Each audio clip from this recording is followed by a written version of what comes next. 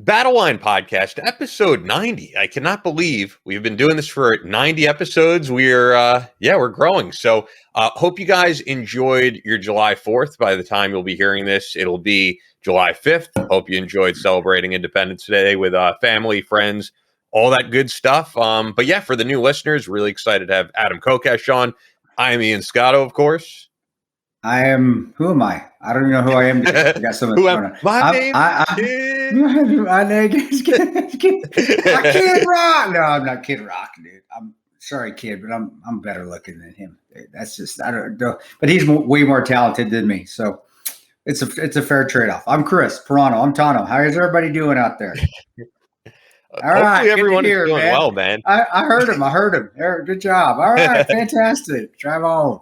Yeah, so every week on this podcast, really, we do the occasional guest-free show, but we interview different people, normally from the special operations community, although the past few shows we haven't. Adam also not special operations, though. But he is a veteran. No, he did serve, though. Yes. So, yeah. Though he is a combat veteran, Marine, and libertarian activist, podcast host, and we'll get into a whole bunch of stuff with him.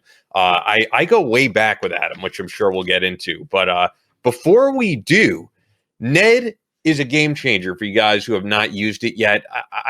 A lot of supplements on the market now are like glorified junk food. They're placebo. This is the purest, cleanest CBD on the market. I personally love the taste. I mean, I just know that I'm putting something good in my body, although they are releasing capsules for those who are not into the taste. But yeah, this is just pure, clean CBD from Paonia, Colorado, full spectrum hemp. And all of those benefits, whether it's for relieving anxiety, post-traumatic stress, or sleeping, or even in, other cases, there's people who have reported all different types of, bigger benefits than just that you could read about on their website. But I love what they do. We've been using Ned for a long time now. Yeah, and it is part of a healthy lifestyle. It has become part of my healthy lifestyle, along with Bub's Naturals as well. Both those things, as I've taken Ned's and taken the CBD, but also the body butter, which is the greatest analgesic out there, guys. And if you're suffering from arthritis as well, many people have been told that it has cut all the pain out of their arthritic fingers, arthritic wrists, hands, and it's worked better than anything that they put on, anything else out there on the market. But then also the immunity blend that I've taken since they've had it, since they started making it, which was last year, I think. Everything that they make is tremendous, and it is natural. It's all natural out there. The natural flavors, which I don't mind the flavor either. I have no problem. I love the flavor. I do.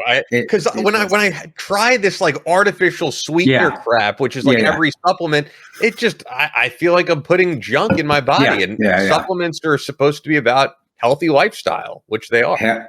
They are, and it works. And the healthy mindset, healthy emotions, healthy mental focus has actually added back to my getting healthy physically as well. It's all corresponds to each other, guys. So if you're somebody that's likes to get in the weight room, likes to run, likes to get out there and be physically fit, well, being mentally fit is a huge part of that as well. And that helps your workouts increase. It's helped with me. So I know that Ned's has been a huge part of me finally actually getting my abs back. I know you're like, abs. It has. It's helped me get back into that in shape I was, when I was deploying all the time. So give them a try, guys. And my focus has come back. And as my wife can attest to, I am back to being just a good person with good mental focus and being able to stay on a level where, as veterans, a lot of you guys know, and you've been through the same thing, or you're going through the same thing I went through, you're all over the spectrum, up and down. And I'm no longer there. I'm in a good place, and Ned's is a huge part of that. And it's showing actually even on the outside as well as me feeling good on the inside. Yeah, and what you're saying about being fit, it might sound like hyperbole to some people, but it's really not, because your muscles and all that are growing and recovering when you're sleeping, and it helps you get a great night's sleep. If you want to check out Ned and try their CBD, their immunity blend, their body butter, any of that for yourself, we have a special offer for the Battleline audience. Go to helloned.com/Battleline, or just enter Battleline at checkout. You're going to get 15% off your first one-time order, or 20% off your first subscription order, plus free shipping. That's HELLONED.com/Battleline to get 15% off your first one-time order or 20% off your first subscription order plus free shipping. Thank you, Ned. Do it now, guys. HelloNed.com/Battleline.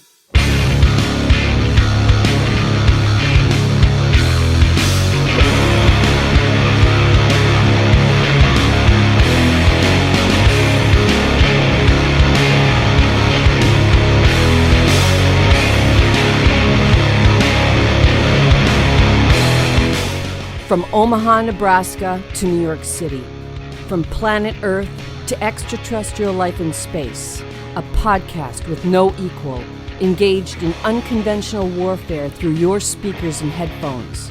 This is a show about embracing the suck, conquering your demons, and finding God in the face of adversity. Chris Tonto Peranto. Twitch is on. Motherfucker, I'm going to shoot you in the face. Ian Scotto. You know, Ian and I have been dating for a long time. You are now tuned into the Battleline Podcast.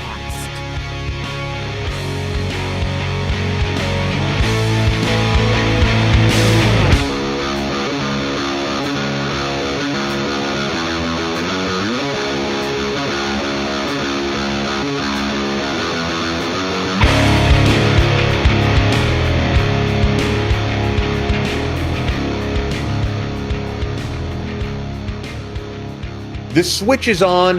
Battleline Podcast. You guys see the title on this. We are going to get into the John McAfee stuff, which I'm interested in hearing about because Chris and I, when we were prepping the show, Chris was like, I don't really know much about this. And I was like, truthfully, neither do I. I mean, I know John McAfee's background, but in terms of the suicide, what actually happened, I don't know much. And, you know, you were asking me about, does it involve U.S. government? Does it involve foreign governments? And I actually don't know. I don't have a definitive answer, so I want to get some of those answers from Adam that he hopefully has. Before we get to that, though, when we were prepping the show and everything, you said you wanted to talk some fitness stuff, which I did as well, because I have to tell you, man, I don't know if this happens to you, but probably for the past few months, honestly, I was going through the motions of like getting my workouts in, doing what I'm supposed to, but when you don't have that intensity, it's just not the same.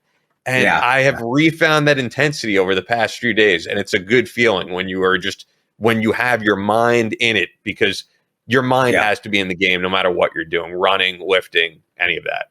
Well, if you don't have your mind in it, then you don't want to push yourself. When your brain says, I don't want to, well, your body follows that.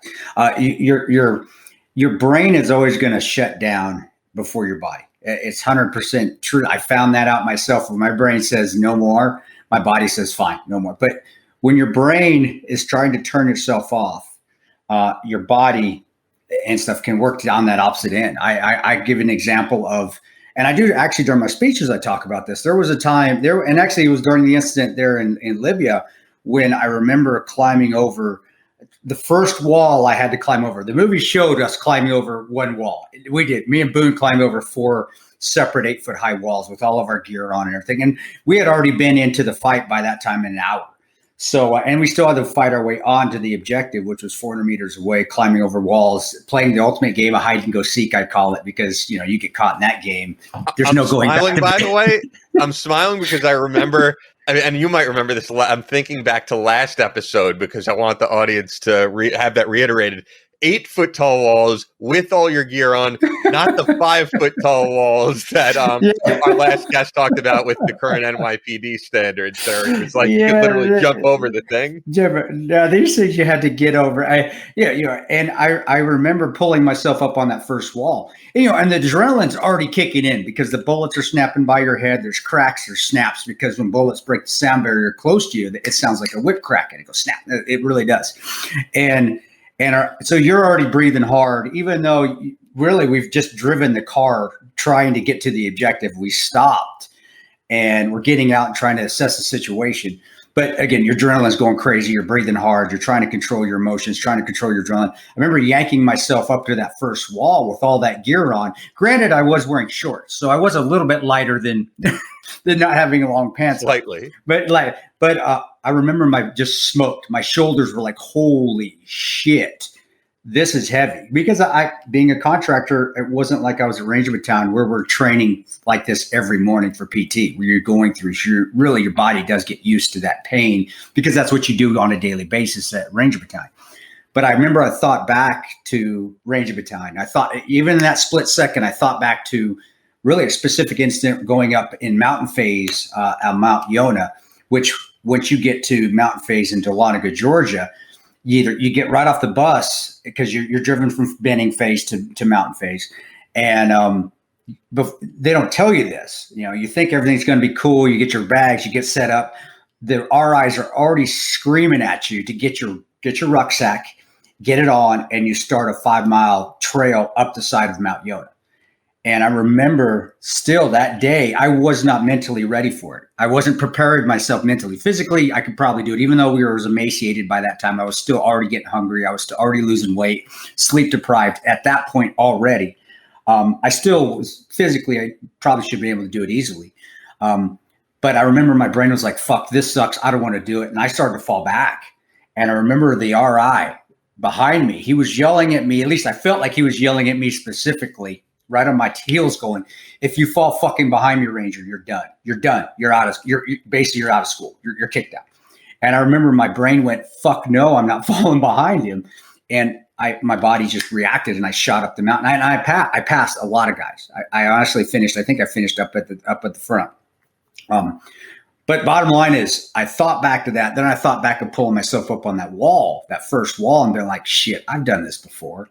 I've done this all the time. I can do this again. This is ridiculous.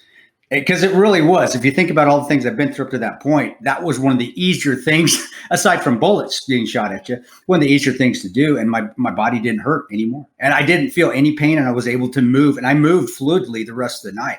So what I'm saying is, as you're getting into, your brain is going to dictate how far you can push yourself. If you don't want to work out, you're not going to. If your brain says, I'm going to kick ass today, you're going to kick ass. And there are times where your body's a little sore, and your brain says, let's go get a little bit done. Well, go get a little work at it. You also have to, and you being a fitness instructor, Ian, you know as good as I do, you don't want to push yourself past to an injury, but your brain will get your ass out of bed and at least get that workout done. And if your brain is on it, like, I'm feeling great today, you're going to have a kick-ass workout, and you're going to feel good all day. So I just did a little story. Guys, your body will always push past what your brain thinks it can do. But you also have to listen to your brain every once in a while. So, and that's where you get guys like Ian, if you're not in a combat, if you're not in a combat situation, a totally different, way of, because you aren't as worried about injuries in a combat situation. If you're worried about getting shot, that's kind of an injury. Of course. Yeah.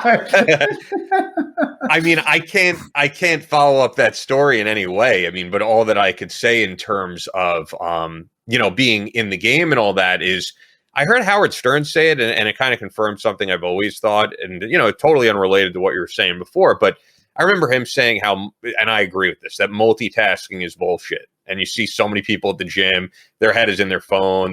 They are not in the game. They're not in that mode.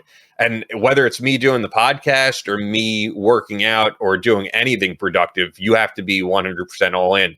I truly do not believe in multitasking. I think you have to be focused on one thing at a time. Otherwise, it's like texting and driving. People go, I could do this, but next thing you know, you're in a car accident. Yeah, multitasking, maybe the verbiage needs to be changed, where you can do multiple things, not all at once, though. They're all separated. So me and you talking right now, if I need to go do something else here, let's say my son falls and I need to run out there and help him. Well, my focus is now switched to my son, even though we're really, then when I'm getting picked up, I'm coming back and being on the podcast with you. People may consider that multitasking. Well, it's really not. You just have a lot of tasks that are lumped in right together, but you're still focused on one task if you want to do it correctly and you want to get the optimal performance and optimal result out of it. So I agree with you. I don't think you can do multitask, but I believe that there can be tasks that are squished in all together that you have to get to right quick, but you're still, if you want to do the best at them, you have to focus on that one task and then move to the other task very quickly and then move to the other one. Or you just, you have one task and that's the task you focus on until it gets done. But there are days where you just can't do that. There's days where you do have to do multiple things in a short period of time. Sure, but you're not going to do them optimally, is what you're right. say, man. Exactly. It's why personally, I mean, everybody has got their own thing. So this is not me telling anyone this is how you do it. This is how I do it.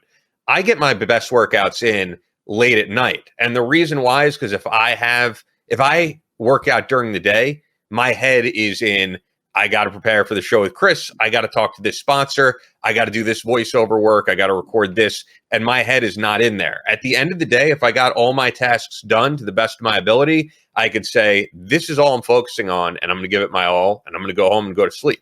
Yeah, I'm the same way. It's either very early in the morning when I know I've got time to get a workout in, or I'm like you at the end of the day when everything's done. Because then I can focus on the workout, and I can take a lot of time if I want to do a long workout, or if I don't, I can take minimum amount of time. But I don't have to worry about shit. I got to get this done because I got something else to do. I hate traveling because that's how workouts are when you travel. Sure, you're like, shit. I get off the plane.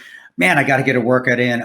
Damn. Okay, now I've got a dinner I've got to go to or book signing, but your workout is rushed and it never feels as good. And then you're stressed out because shit, I didn't get a good workout. Well, maybe I can get up early in the morning to do. And it's just a slippery slope. You keep going down the hill. So I'm in complete agreement with Ian. To get optimal performance out of whatever you do, the focus needs to be on that.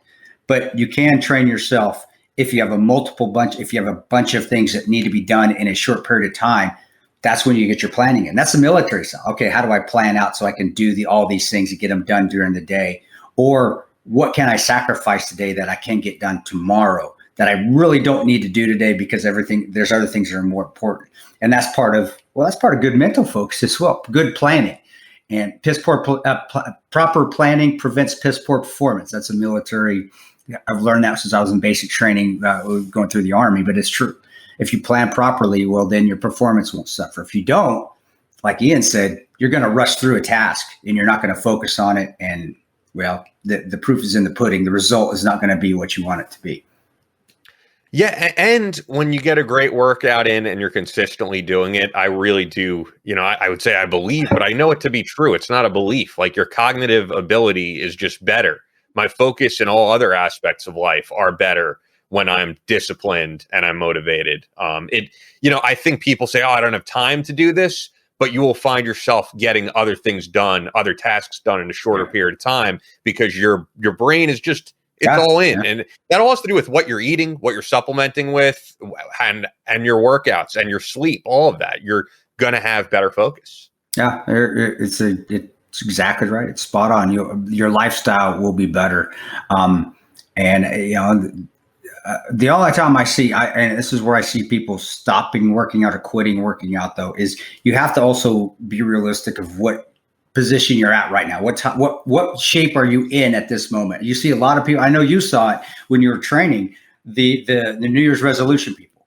Yeah, and they come in and it's great. They have great inspiration, but they go too hard, too fast. And that's where a trainer is fantastic if you're not used to working out, because they can say, okay, slow down. This is not a sprint. It's a marathon. You're going to burn out.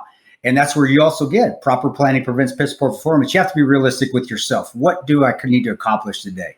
3 years ago, I was getting out of shape, but I was in a very bad place too mentally. It's no coincidence that it went hand in hand. Actually, it's been 4 years now. And when I got back into it, it was uncomfortable because I let myself get out of shape. The pain was there. I wasn't stretching like I needed to be, and I was still running. And if you're a runner and you don't stretch properly, especially as you get older, that's when your knees start hurting. That's when your back starts hurting. Guys, it's not because you're getting older. I hear so many veterans. Oh, it's because I got so many jumps. I ruck so much. Well, so did I, and I still do it. It's because we quit stretching. We quit doing the things that we did prior to going and working out, which our sergeants made us do. And once you start going down that slippery slope of not working out, well, those pains get worse and worse when you try to get back into it. So I had to be realistic with myself. What should I do today? I can only run a mile today. Well, you're a pussy. You used to run 7. Well, I'm not going to do it today because I'm going to hurt myself. And I had to go slowly. And it did. It took me 4 years. And of course, it was great with the help of Ned's. And I'm not just giving him a shout out. It's true, with the help of Ned's and also the help of Bubs getting my body back into it needed to be mentally and physically. But over time, now I'm back to running 6 days a week. I ran 7 miles yesterday. I ran 3 miles a day before, and I work out for an hour and a half at the gym after it and do sprints in between on the treadmill or out in the parking lot. But it didn't get to there on day one. It started now 4 years into it. So trainers, that's why I always recommend that you find a good trainer if you're starting, because they will be able to dictate that, where you won't go out and blow your load right off the bat and then you're injured, or it's just so miserable because you're in so much pain you just quit. Yeah, and it's not enjoyable. Exactly. All right. Well, I'm really excited to have Adam coming on. Before we get to him, as you know, every show is brought to you by our great friends at Fort Scott Munitions, a manufacturer of multi-federal patented solid copper and brass CNC spun ammunition. It's designed to tumble upon impact. That's their trademark, in soft tissue, leaving devastating wound channels for faster bleed out and quicker incapacitation. This ammunition was originally developed to innovate and improve on the standard of military-grade ammunition design. It was found that not only did the TUI ammunition outperform competitors in the self-defense industry, but it quickly became apparent that it will be a top contender for hunters alike. With the ammunition being CNC spun, the tolerances are some of the tightest on the market, ensuring that you receive the same results every time you pull that trigger. Fort Scott Munitions is available throughout privately owned businesses in all 50 states. So go to the dealer locator on their site. The link for that is in the description, and you're going to find a place right near you. Like, I know near me on Long Island, South Shore Sportsman in Merrick carries Fort Scott. So no matter what state you're in, you're going to find something within a pretty decent vicinity. So just go there, fortscottmunitions.com. And of course, their shirts and all their merchandise cannot be beat. I actually was just working out the other night in my Tacta Squat shirt. Love that shirt. It's badass. I get compliments on it. So yeah, use promo code Battleline for 15% off your order when you go to fortscottmunitions.com. Link is in the description. Fort Scott Munitions is a proud supporter of Chris Peranto, Battleline Tactical, and the Battleline Podcast. So joining us for the first time on Battleline Podcast is Adam Kokesh. The thing is, I've actually wanted to have you on here for a long time, and now we're up to episode 90. And honestly, it kind of slipped my mind for a little bit. And then, unfortunately, the John McAfee thing happened, and I saw your post about that, and I was like, we got to get Adam on. But honestly, to get the audience up to speed, you're a very hard guy to do an intro for, because you have done so many fucking things that, like, I can't even narrow it down. Between, former Marine, it ran for Congress, you have your own podcast, which is Adam versus the Men, which you do as a live stream on YouTube, libertarian activist, author of Freedom. And also I'll give the audience my I'm a guy who does stuff. Exactly, and constantly does stuff. I met you probably 2008 or no, 2007 or 2008 at Webster Hall when Ron Paul was running for president. Yeah, man, that takes it back. Yes, but we go back pretty far, man, and you've done so much since then. So I'm glad to have you on, just to give you that big background. Well, thank you for the opportunity, and you say you get into everything, and I know you want to talk about McAfee, and there's a lot there. It seems like a very strange time. I think in McAfee's case, if you have an inmate in your custody, and then you say that he killed himself, and then you say that he had a suicide note in his pocket, and you don't immediately release a photo of that suicide note in this day and age, you're like asking people to think that you killed him. I mean, is it that bad of a cover-up? Is it that pathetic? And then, on my show today, we covered the case of Johnny Hurley. Yeah, and I want to get to that as well. Arvada, sure. Colorado, shot by a cop there, and so many holes in that story. And then the FBI was at my house 2 weeks ago here, or rather at the homestead, at my back gate and the fence, asking if I was at the Capitol on January 6th as some weird pretext to steal. I should say, excuse me, because they've given it back now. We can't accuse the FBI of stealing. involuntarily borrowed my friend Ed's cell phone with a warrant. I know it's like, I'm telling you guys this, and to me, I sound fucking far-fetched right now. Like, but no, there's video footage of this. There's mainstream headlines, and I'm like, you know, it feels like, and at the same time, there's a beautiful de-escalation of the brutality of the police in America happening before our eyes in the wake of George Floyd, with every cop now present to the fact that they could be on video at any moment. And that's a beautiful measure of technology bringing accountability. And I don't want to get distracted by some of the exploding complexities on these issues. Like, it's very easy, it's very tempting, you know, to what would John McAfee do? It would almost be a dishonor to his memory to stop fighting the government and start researching the Spanish jail system, you know, as I'm tempted to do in all this. Like, no. You keep your eyes on the prize, and in this case, it's an incredible opportunity. It is, as crazy as things are right now, it feels like we're on the verge of a breakthrough. Could we just, because I'm wondering if we can go like back to your background with McAfee, because I'll tell you this, and I know Chris has said you were saying you don't really know much about John McAfee. You know, the world knows him as the guy who started McAfee Antivirus, of course. And the reason he was originally jailed is allegedly the murder of his neighbor when he was living in Belize, right?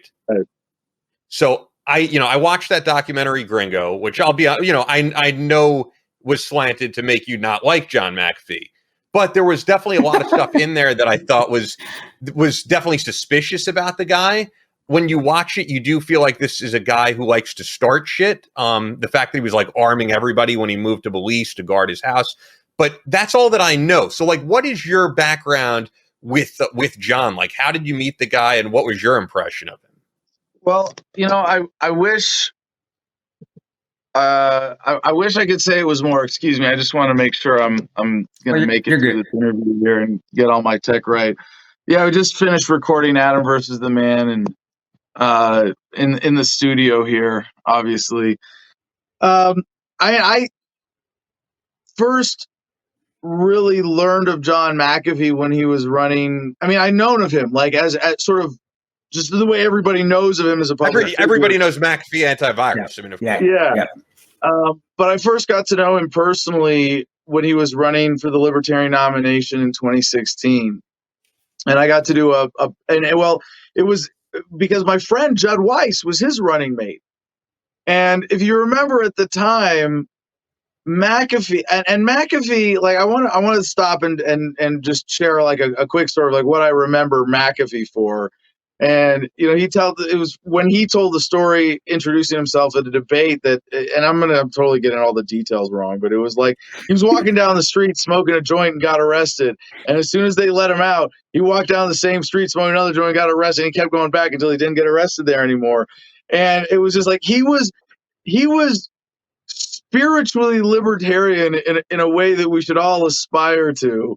But he also had an even rarer, beautiful quality, which was intellectual humility. And to me, that was demonstrated when he first came into the LP and was writing blogs and sharing his views and trying to get the LP's attention. He was writing a lot about cybersecurity and like, well, I'll be the cybersecurity president America needs.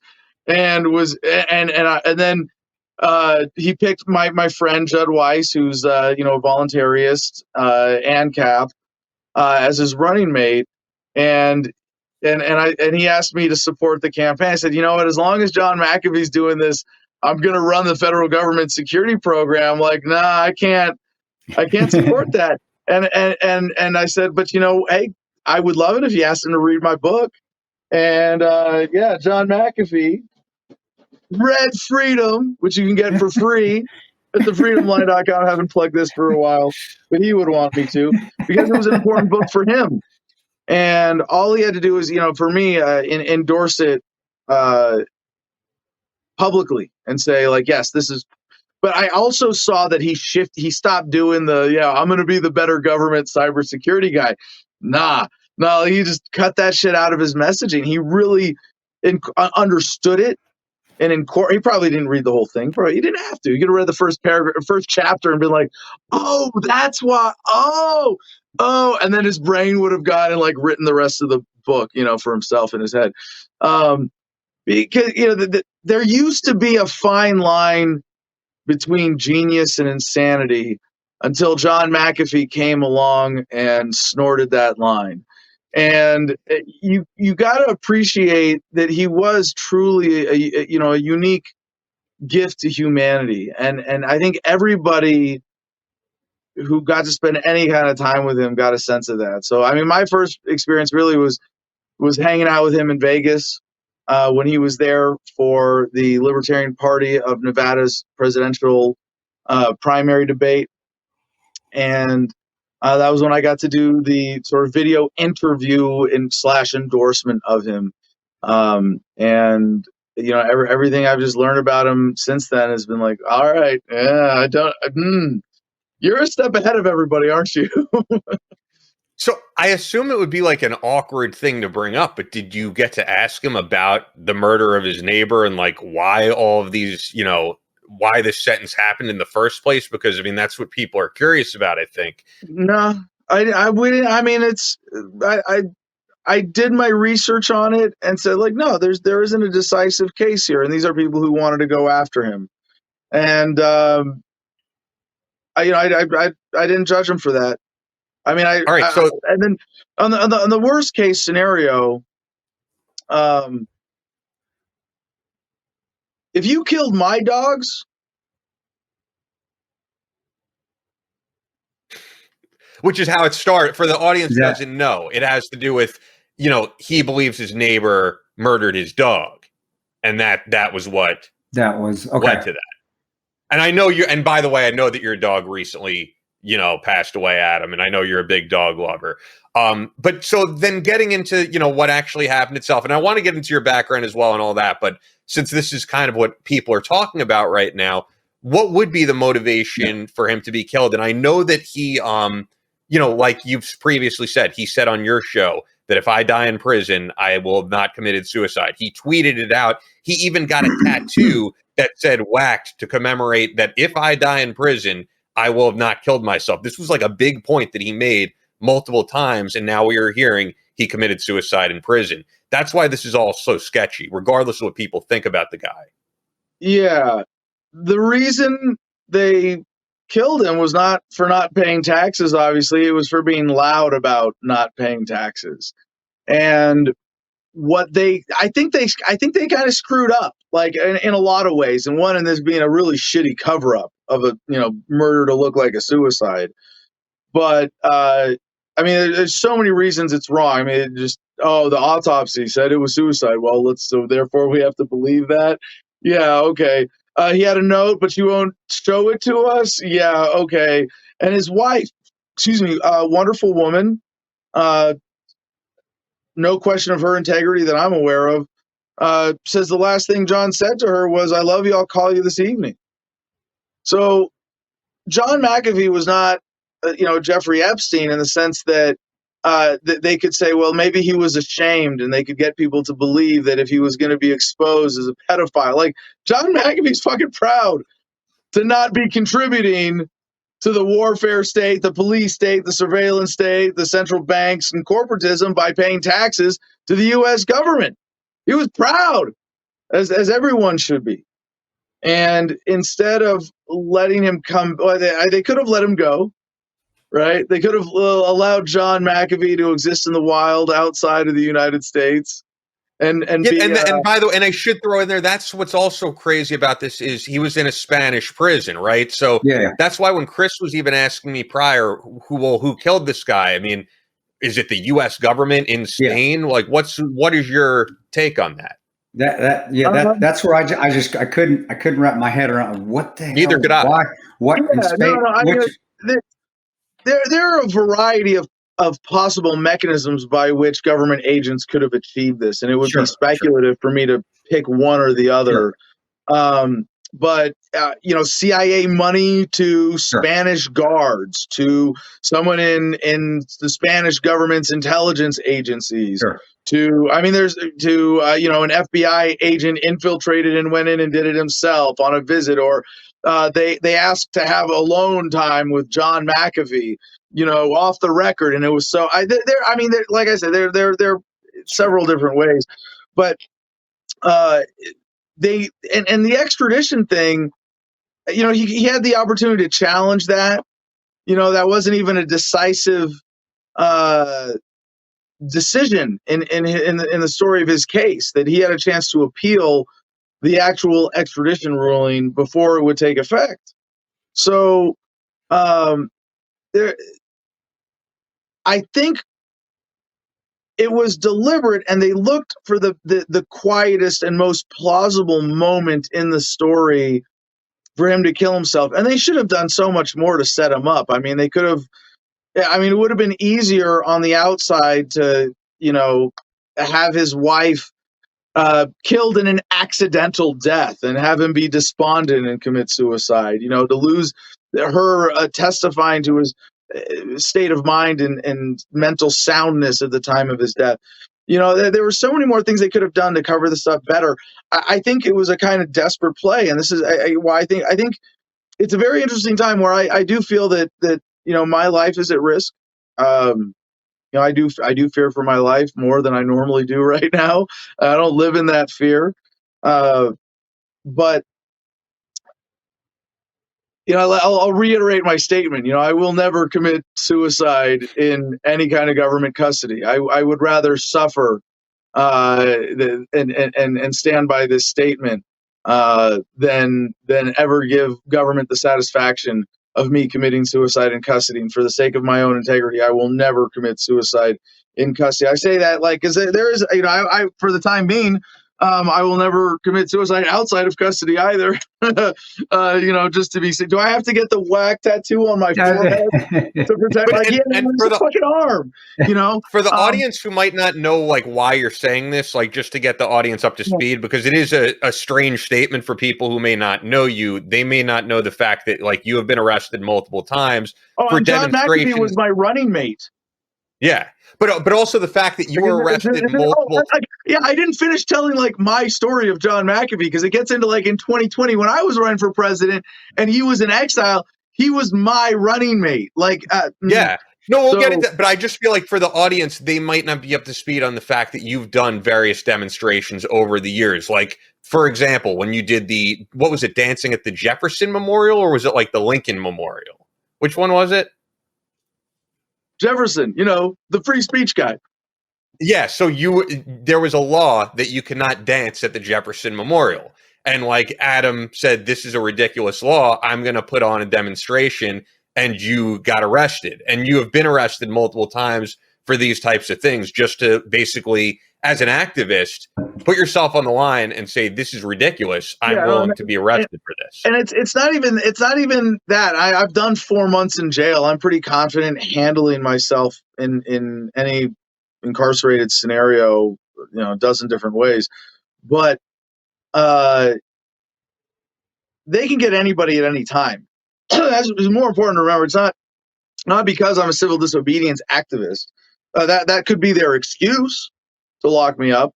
But am I going to not do civil disobedience?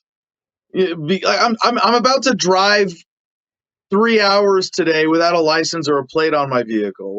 Just fuck you, government. No, I'm not going to submit to your extortion racket. I'm going to exercise my rights, and I'm not. The average American commits 3 felonies a day, according to the book from Columbia law professor, forget his name. Not to be dismissive, absolutely respectful of that work. To point out that we live in a society where government can just put anybody in jail at any time for whatever reason they want. And they could make it up. They could not make it up. They could, it could be out of the norm. It doesn't matter. They'd still get away with it. And it could be just because you pissed off the wrong person. And very early on in my activism career, I learned the story of Jeremy Hastings, who was, killed in a mysterious car accident while he just so happened to be investigating some top brass at the Pentagon and some deal they were just stealing, millions and millions, if not billions of dollars. And, I was like, you know what? I'm not going to do that. I'm not going to do that kind of investigative journalism. I'm not going to go after individuals.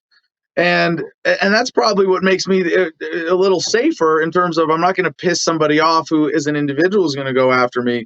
But same with John McAfee. That's what makes people like us a bigger threat. So on our podcast the other day on Adam versus the Man, we were talking about the Johnny Hurley case. And we think about it, there's still a possibility the officer who shot him did it accidentally, in which case, like, whew, Do you want to give just a background on the job? Because I don't think many people are up to speed on what happened. Well, hold on, let me finish this point. I'll come back to that. But yeah, massive empathy for the officer.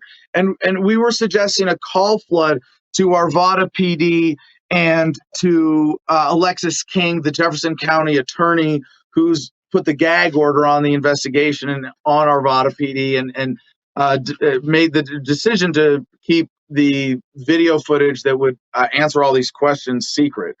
And, I reminded people, like, be nice to the people. Yes, we want to shut down their phones if we're doing a real call flood. Like, we really do want to tell them if this is the strategy we adopt of like call flood, because we encourage people right now to call to ask for transparency. But I said, look, don't take it out on the people answering the phones. Even if what we're doing is like we want to overwhelm them and shut them down and say, if you don't release this footage, you just can't talk to the outside world because we're going to call flood you nonstop.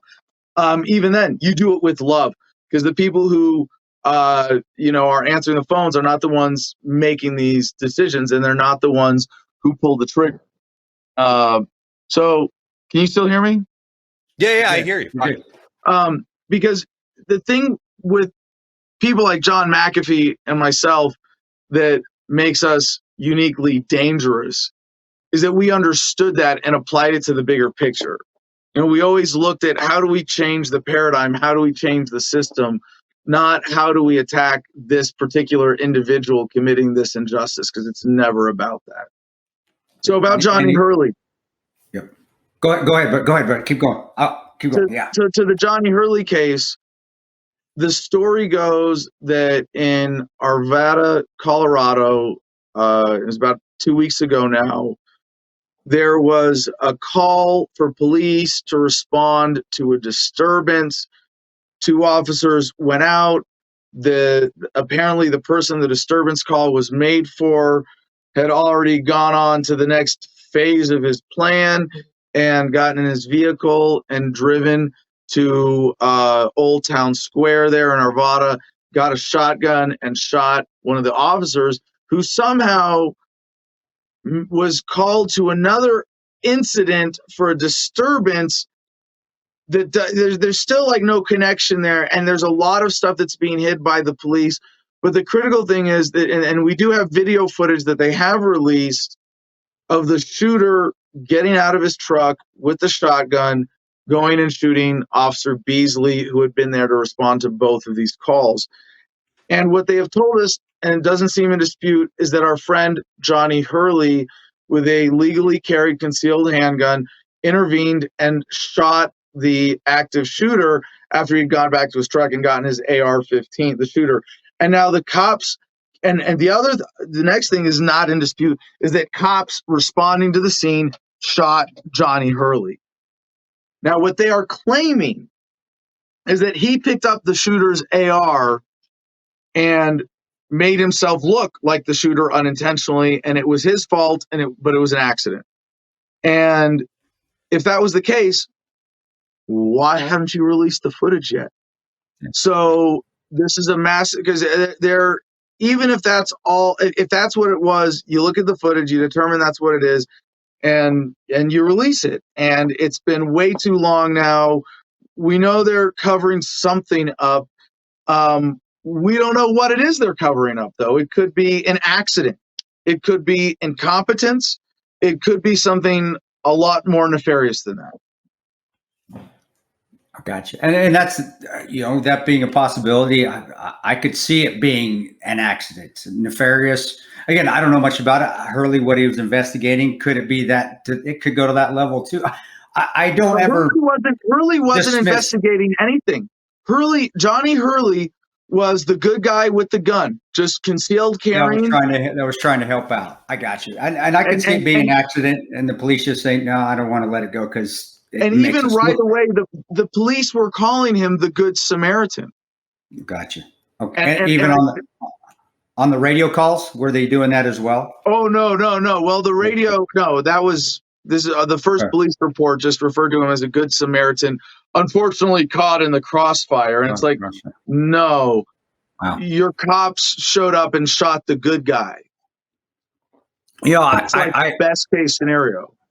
Best case scenario, which it was a mistake, which is still not and that shows some training aspects of it where they need better training, which a lot of us within the gun community know that within departments. Which again, I would think if even to absolve yourself and absolve the department, you would release the video, because if it was a mistake, that's something that can be. We can train. We screw it up. Yeah, your cop's probably going to get charged with manslaughter. That's what it is. That's the law. Period. If it's deemed that way and a court of law deems it that way, but you still have to release it. If you don't, all it's doing is like we're doing now. Now we go down rabbit holes.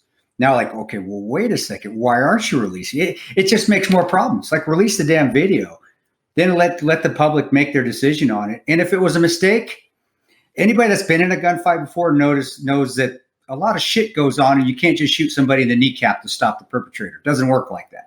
Well, I mean, it's as simple as, in order for the shooting to be anywhere near justifiable, the shooting of Johnny Hurley, they have to have not said, drop your weapon. Yeah.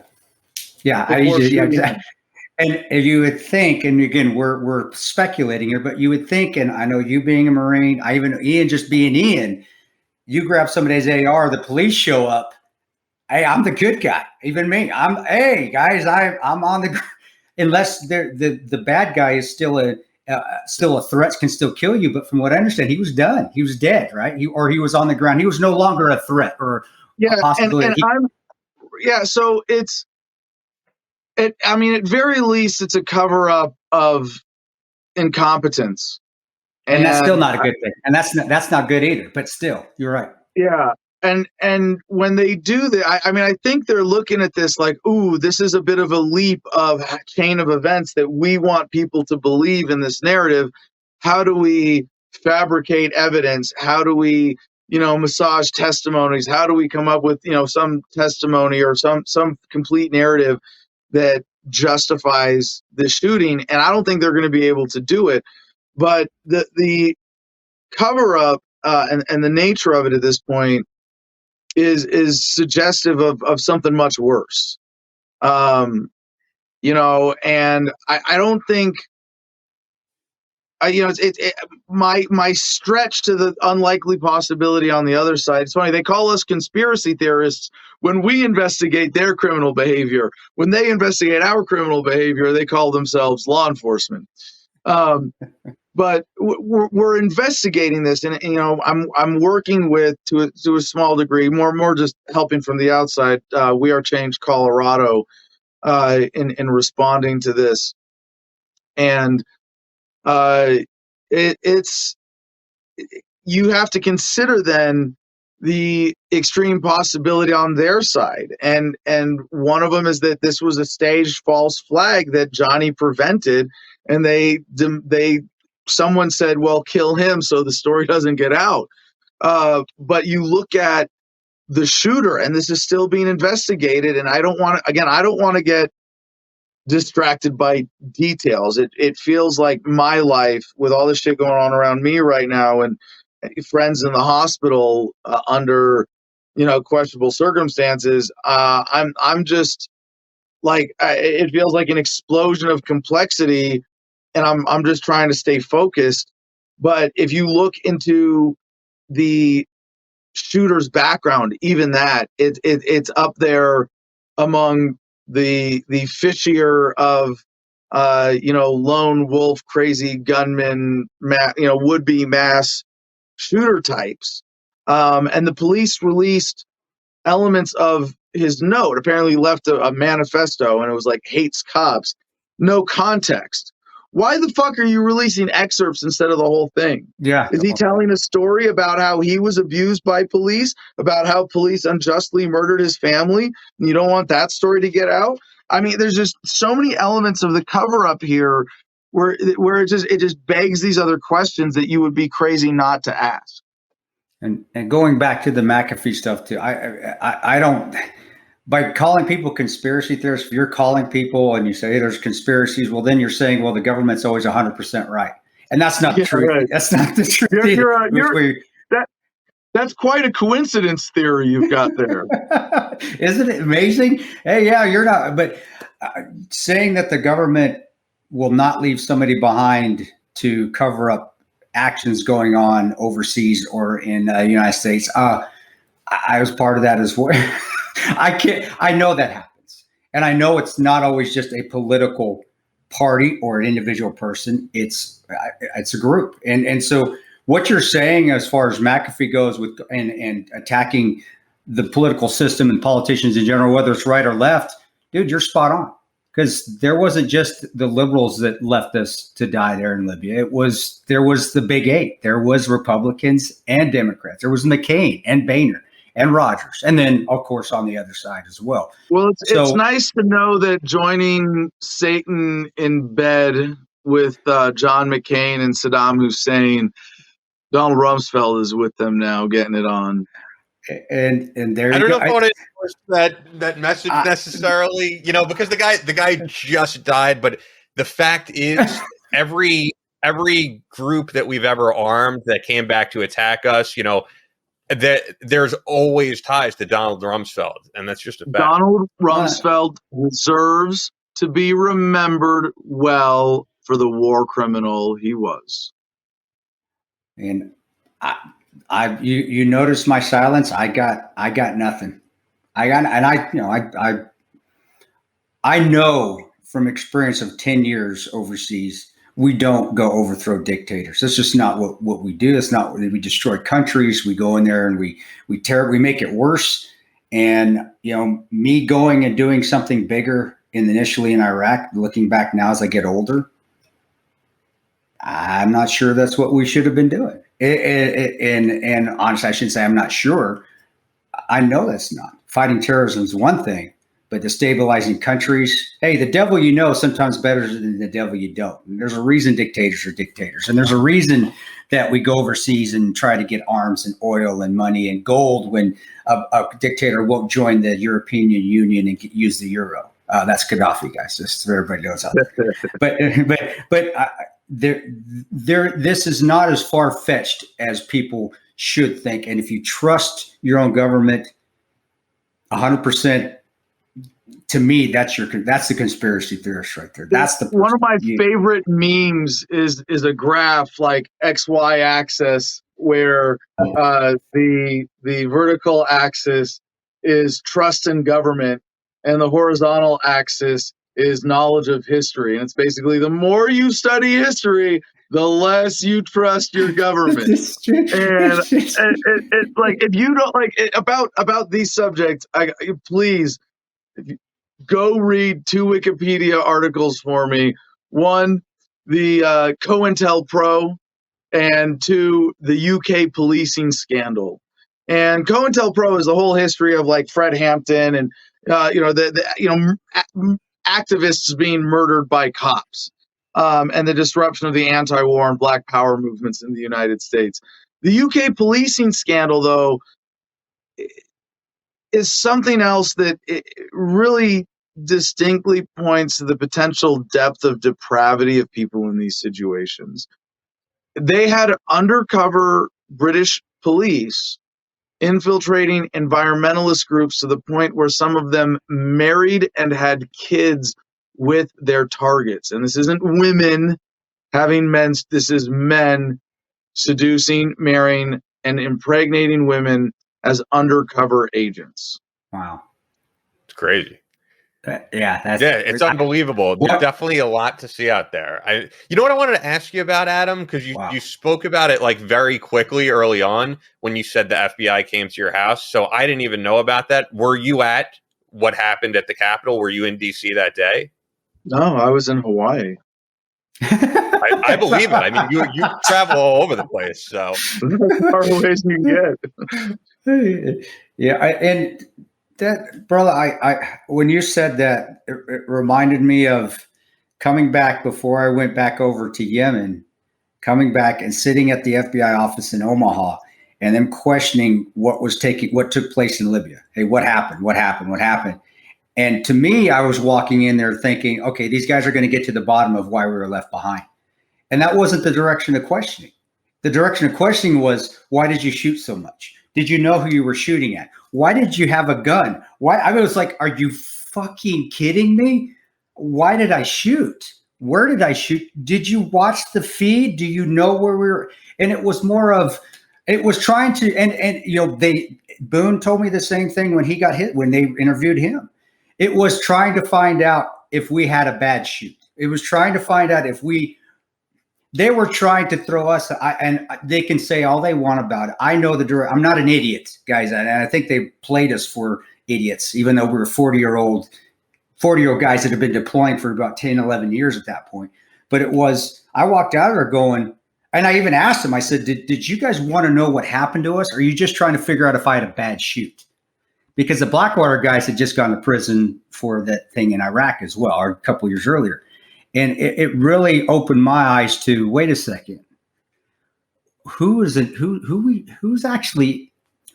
power here, and what exactly do they want to do to maintain power, and who are they willing to throw under the bus to maintain that power? And that's when really the screen from the Wizard of Oz, the curtain had already started to get pulled back.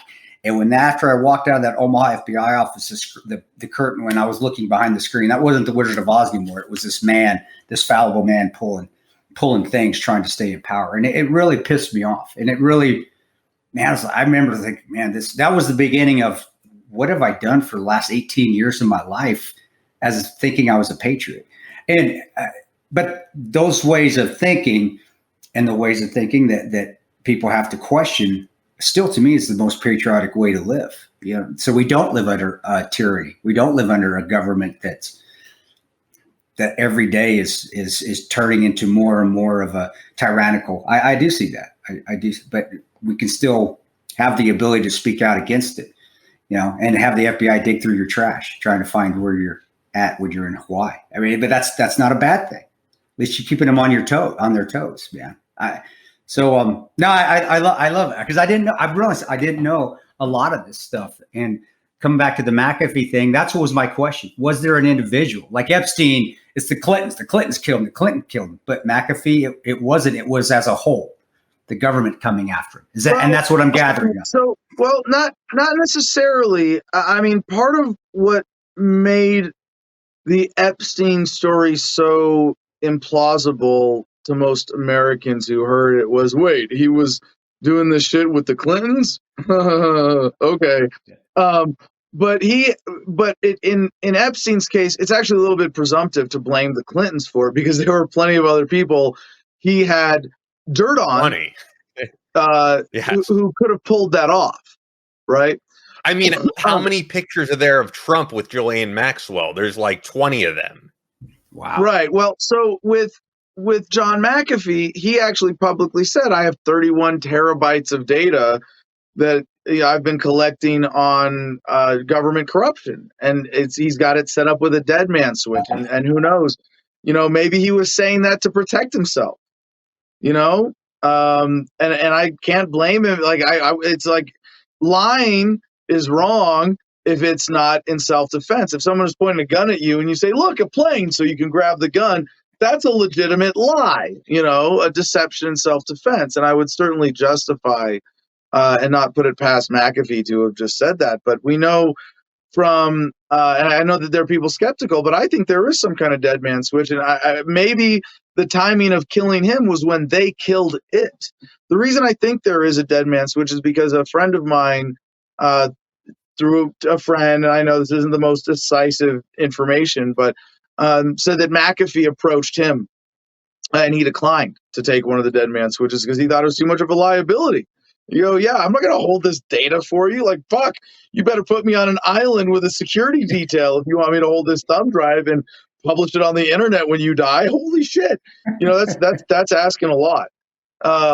But if they had killed the dead man's, the people holding the dead man switches or the data before, and then, you know, they could kill him knowing that they would have impunity. I think they had the similar incentive with John McAfee, and McAfee as a cybersecurity expert, certainly, and a crypto expert, certainly, it's certainly plausible that he would have access to some data on government dirt that no one else might be able to unearth, and that there were specific people in power who wanted him dead specifically to keep those secrets. Yeah, and I'm glad that we got you on to talk about this type of stuff because, you know, the appearances you've made on other outlets, you know, besides your own podcast, of course, it's limited to only 4 or 5 minutes. So I think it's great to go in depth about this stuff. I wanted to ask you one last thing personally before we go, and we'll get into this a little bit. And this was something you spoke out about for the audience to get them up to speed. When Joe Rogan signed the Spotify deal for $100 million, various shows were taken down with controversial guests, whether it was Gavin McInnes or Milo Yiannopoulos. And sure enough, your episode when you were on with Joe Rogan was suddenly deleted. And he told Alex Jones, who we've had on the show before, he said, oh, there was some issue with Spotify, but those episodes are still down. And the crazy thing is, like, you reposted that show. It's on your YouTube channel. I've watched it. You and Joe had a great conversation. And there's definitely some power that be saying, you got to delete this, you got to delete that. And I love Rogan's show, but he did sell out in a sense to just kind of let these people take down episodes with people like yourself. You know, it didn't bother me so much that he sold out the way that he did. And in case anybody in the FBI is watching this right now, $100 million and I'll go away forever. You know, but sorry, there's so much. But what really pissed me off was that he fucking lied about it. Joe Rogan lied about that. And Alex Jones either lied for him or passed on the lie without verifying. But like, and this is why I think Joe Rogan might be slipping, although he's so big. Now he's propped up by mainstream corporate interests. Yeah. You know, and I have to question his integrity, but I'm really hoping that in the back of his mind, he's going, well, shit, they let me have Alex Jones on again. They're not, yeah, that's the thing. They're not really worried about Tommy Chong. You know, that was one of the I'm wondering if he's been kind of fighting back though, because he has had Alex Jones back on. He has had some very controversial guests on recently. Like I think it's Brett Weinstein, who was just like demonetized from YouTube. So he's had some controversial people on. Do you think they initially took those down and Rogan said like, hold up, I'm going to have whoever I want on, because they haven't censored things since. I'm kind of confused by the whole thing. I think you would be naive to assume that he's not operating within some prescribed guidelines at this point. Yeah. I agree. If Joe Rogan, what would Joe Rogan would have to have me back on to convince me otherwise? I'm saying that would do it. I mean, who would he have to have on to really convince me otherwise? Because Alex Jones is obviously controlled opposition. Do you think so? I mean, I think that's. I mean, we've had Alex on. I think Alex totally speaks his mind. Hold on, those are not mutually exclusive things. I didn't say that Alex Jones is ungenuine in anything in particular that he says, although I do think he has sold out politically under Trump. But he was controlled opposition a long time before that. So controlled opposition doesn't mean that you're dishonest. You can be controlled opposition without knowing it even. But how did Alex Jones get big? AM radio. The gatekeepers wanted him to get big. They will, because you know why? In the wake, if you're the people behind 9/11 or the wars in Iraq and Afghanistan, you don't want Richard Gage sounding intelligent and credible with architects and engineers for 9/11 Truth being the credible face of that movement. You want Alex Jones? They're making the wrong shit.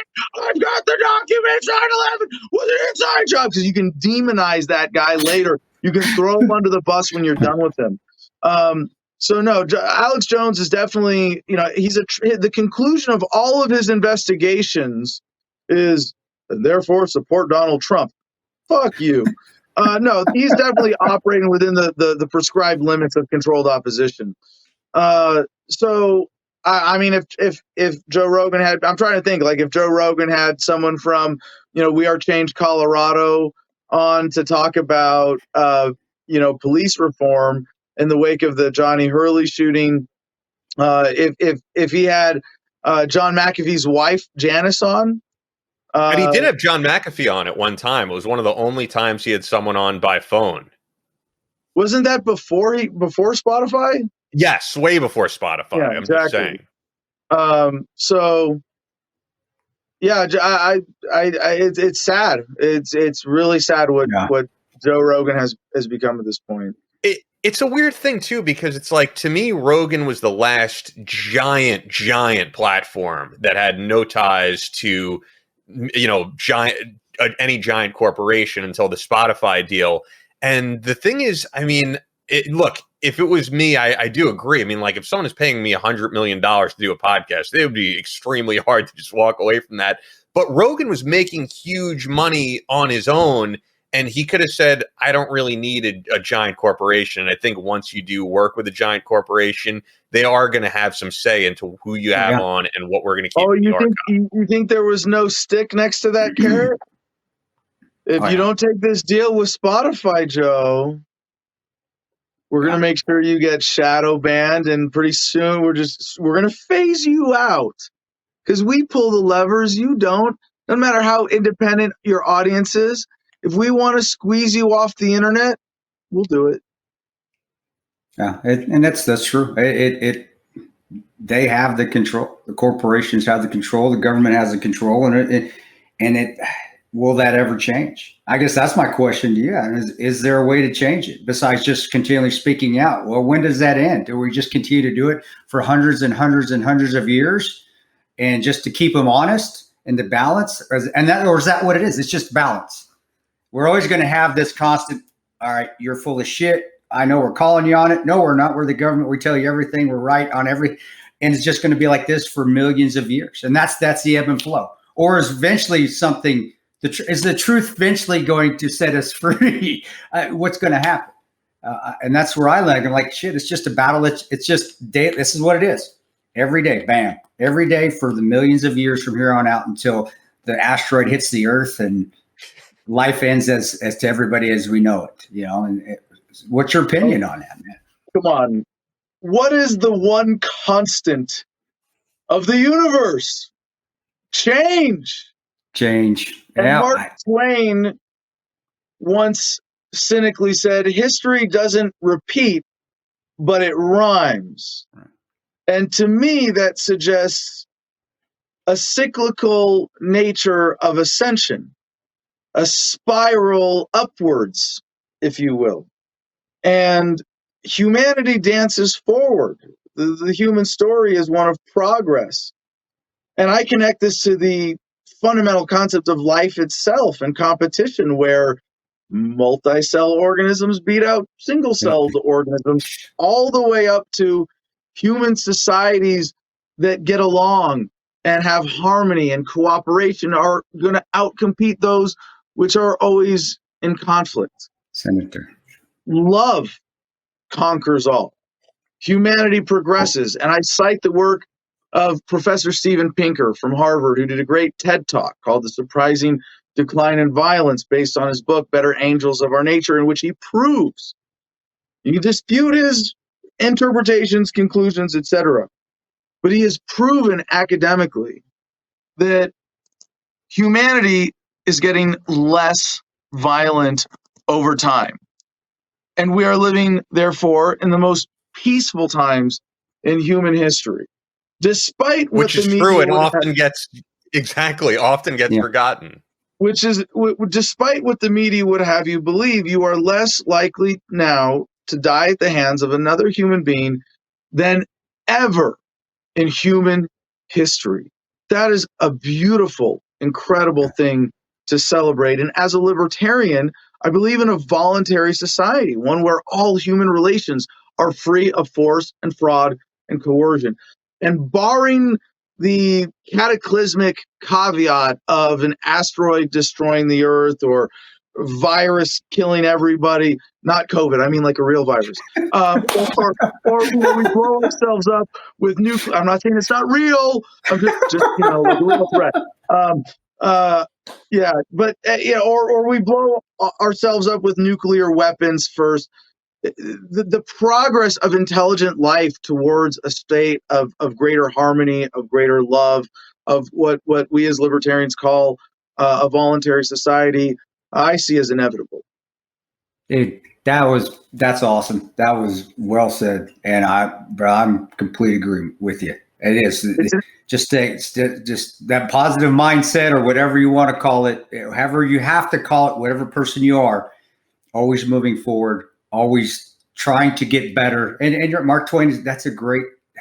I even know Mark Twain, and I'm a dumb ranger, and so that actually resonates with. So using those words as an example is tremendous, brother.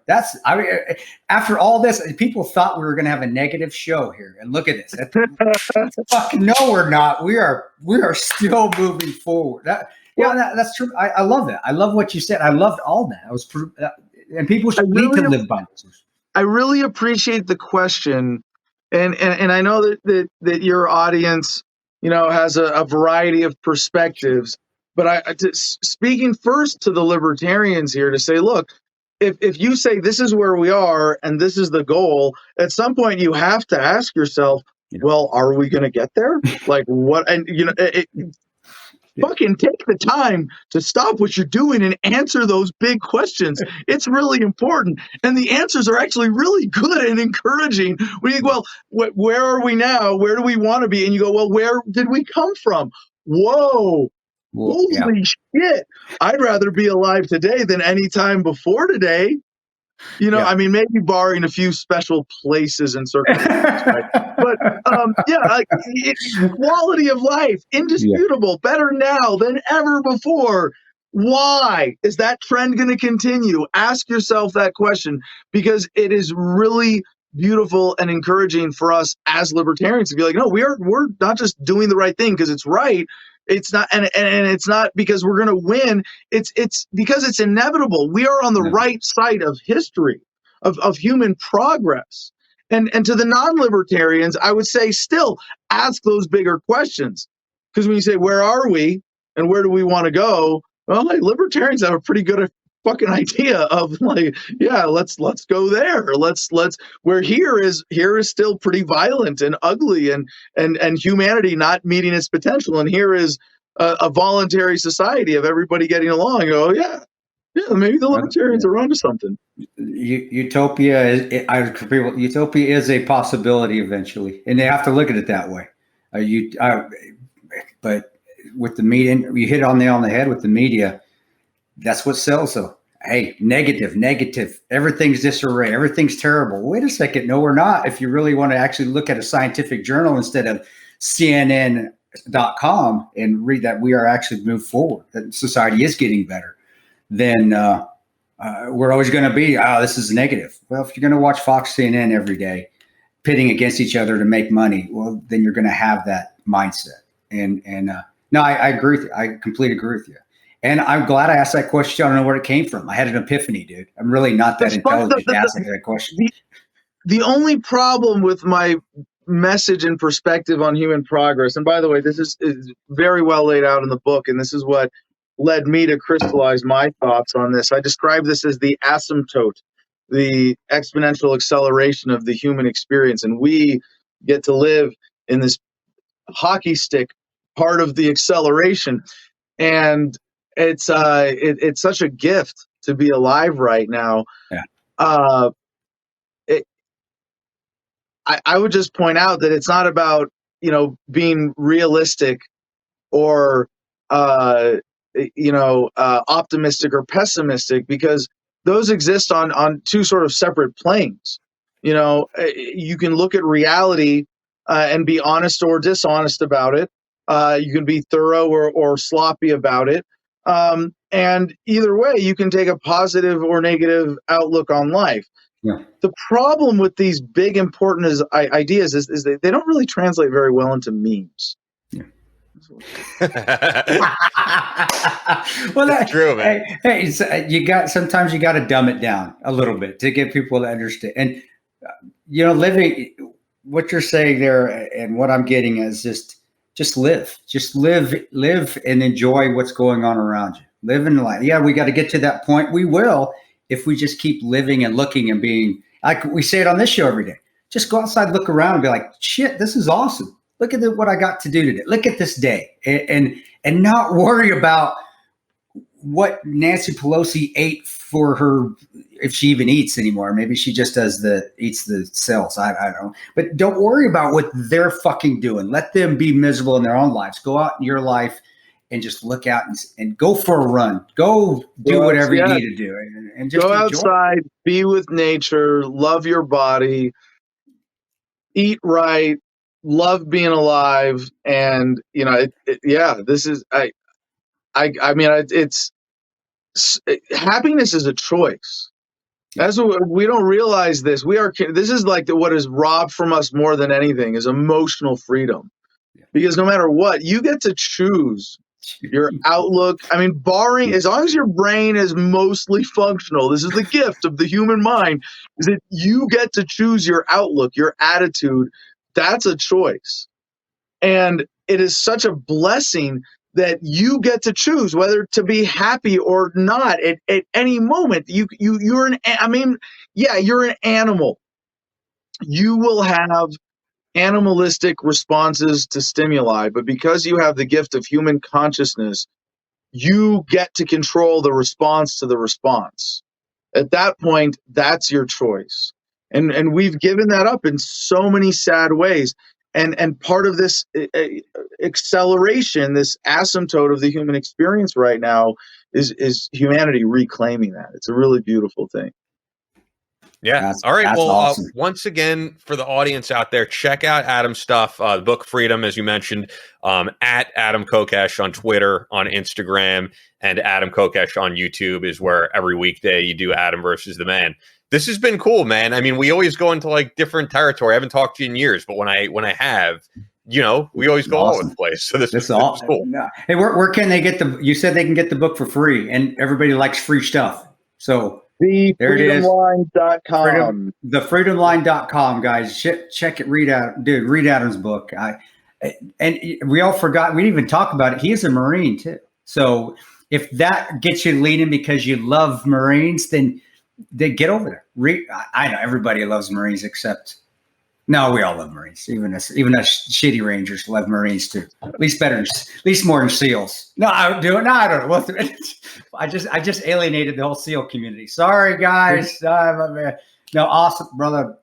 I love that. That was it. After everything we talked about, and then your mindset is still on the up and up. Where most people get into the politics and they just go down rabbit holes. They just go to shit. Yours. That's amazing, dude. And that says a lot for your character. That says a lot for, it's all mine. All up there. Utopia is now if you want it. That awesome. I'm hashtagging that. That's on the next Battleline Podcast episode. Utopia now. It's like the opposite of apocalypse now, right? Utopia now. Thanks, Adam. So it was great talking with Adam. And look, he's another one of these guests that we'll have on where I like talking to different people. Does it mean that I endorse every single thing Adam said? No, I don't agree at all with with the stuff about Alex personally. And also I'm honestly not convinced one way or the other with John McAfee. I still feel like there's a lot to be learned. And I just don't know enough yet, but I wanted to get his perspective. Well, I like, and that's the thing with perspectives. You can have different perspectives, but in the end, you still can share positive, for lack of a better word. I'm probably dating myself because I'm 50 and I don't know what the cool kids say anymore. But you can still, whether you agree with each other's politics or agree with each other's theories of what happened in the pop culture. Which, hey, I'm sorry, it's Mac. That's pop culture stuff right now. You can still espouse or expose, whatever the word is, positive vibes to each other at the end of the day. It's like, hey, dude, yeah, we may not agree, but fuck, we live in a great society. Gosh, we live in a great country. Oh, gosh, this is wonderful. And you can have a wonderful day regardless if you agree with each other or not, where a lot of people don't. And you and I both see it on social media, where people will fight and then they'll go down a rabbit hole and they'll have a miserable day because some trolls arguing with them on social media. It's like, do you really want that is like the bigger picture that he said at the end that people do miss out on, is that this is like and it is truthfully the most peaceful time in human history. But yeah, you look at what's going on and you focus on the division and hate, then yeah, that's where your mind is going to go.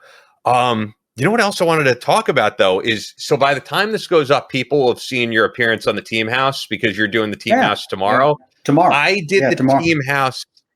Yeah, I was on last week and I don't know if you saw it. So that podcast, I dipped out early because it went over 5 hours. Holy shit! Now I can't do that, man. No, I don't think they're going to ask you. It was the 100th episode, but 5 hours. I dipped out a little. I was all the way in Brooklyn, and once it about hit midnight, because I got there at 8, right? And once it was like midnight, I was like, guys, I'm going to get going here. I went to go get gas. I got a snack. I drove all the way from Brooklyn back to Long Island, fired up my computer. They were still going. I was like, I can't believe this is going on for 5 hours. And you know what's funny, by the way, about driving all the way to Brooklyn is that you really see, you know, we talk about like there's 2 Americas. There's also 2 New Yorks because of the fact that it's so true, though, man. People were probably familiar with that idiot, whoever it was on MSNBC, who writes for the New York Times, who was like, I was visiting a friend on Long Island and these racists out here flying their American flags on their cars, but which is ridiculous. But that's the part of New York I'm in, where it is people who love this country, fly the American flag. And then I drive out to this hipster part of Brooklyn that Jack lives in, or he does a podcast in. And it is like that, like, you know, Black Lives Matter, Antifa section in New York. It's a totally different world. It's kind of funny, but I had a good time doing the show. And I actually got to meet, who I thought was a really good guest. We had a few guests there, but Ilana Duffy, who lives here in New York, who lost her foot in an IED explosion, also suffered a TBI, and is an all-around badass. And I'll tell you, if people listen to that podcast, her and I disagreed on a ton of things. But I love when I get into these disagreements with people and they're civil, because I learned something. I mean, like, I have to fact check on this, but for example, she made it clear to me that it is more Vietnam veterans we're losing, you know, to suicide than Iraq and Afghanistan veterans. I was not aware of that. But I want to have her on maybe as one of the last New York shows before I leave New York and have her in studio. She was great. Yeah. Well, and you know, different time. Iraq, the Global War on Terror veterans, or there's OIF or OEF, Operation Enduring Freedom, or Operation Iraqi Freedom, the GWAT. You know, I can see that there's less we're losing to suicide. Not that we still aren't, because I've known 30. I've got 30 I don't know shit, 30 that have since that. But, you know, it's been a long time too. I'm getting pretty old. So, but I can see that because, you know, Vietnam, they were treated like shit. Their country did shit on them. The politicians shit on us regardless, but it was even worse backed into them. And they're getting older now too, which is, as you get older, and if you still feel like you were disrespected for the crap you went through, and they did, they went through hell. I couldn't hold water to what those guys went through. They are badasses.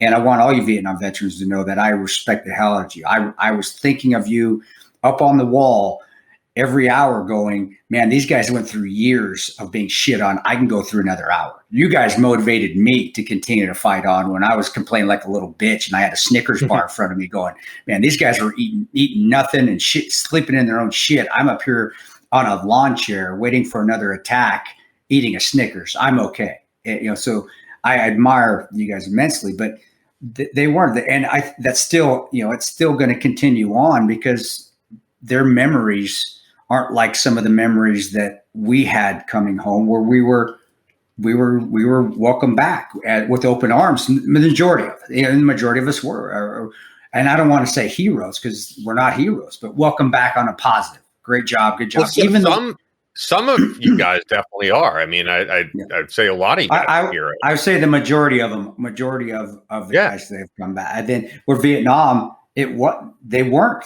by college kids and the uppities that were too scared to go fight. And I'm going to say that. I think you guys were. You guys were cowards, the ones that were back here spitting on the veterans coming back. And you can hate me if you want, but that's the God honest truth. But I want the Vietnam veterans to know that you are well respected, especially in the special operations community, because you guys did what we strive and try to do every day. When, at least I know as a Ranger, I looked up to the guys that were LRP Rangers in Vietnam because I couldn't do what they did. They were amazing. And to me, that was always the standard I wanted to get to. So I hate to hear that we lose that, but I know that's the truth, that we lose more Vietnam veterans than the Global War on Terror veterans. But that's because that says a lot for society, how they were treated on the way back. And that's where it all starts. Or you're setting yourself for success or failure. Well, they were set up for failure when they came home. We as a group were set up for success more than that. Yeah. Well, I'm sorry, I didn't mean to cut you off. No, not at all. I'm probably cutting you off, but I think the point she was making, and it is true, is there's also just less of a, because I was asking about this basically. You guys would have to go back and watch it, but there's less of a stigma around mental health. More guys are going to see therapists. It's not. At a time that was not okay. It was like uncool to go see a therapist and talk about your feelings, and that was not what guys did. And now I think that type of stuff is helping out guys. So no, it is. You're right. No, you're right. Yeah, I espouse that too. I think that has something to do with it, for sure. Yeah, we keep stepping on each other because I live in Kansas, guys.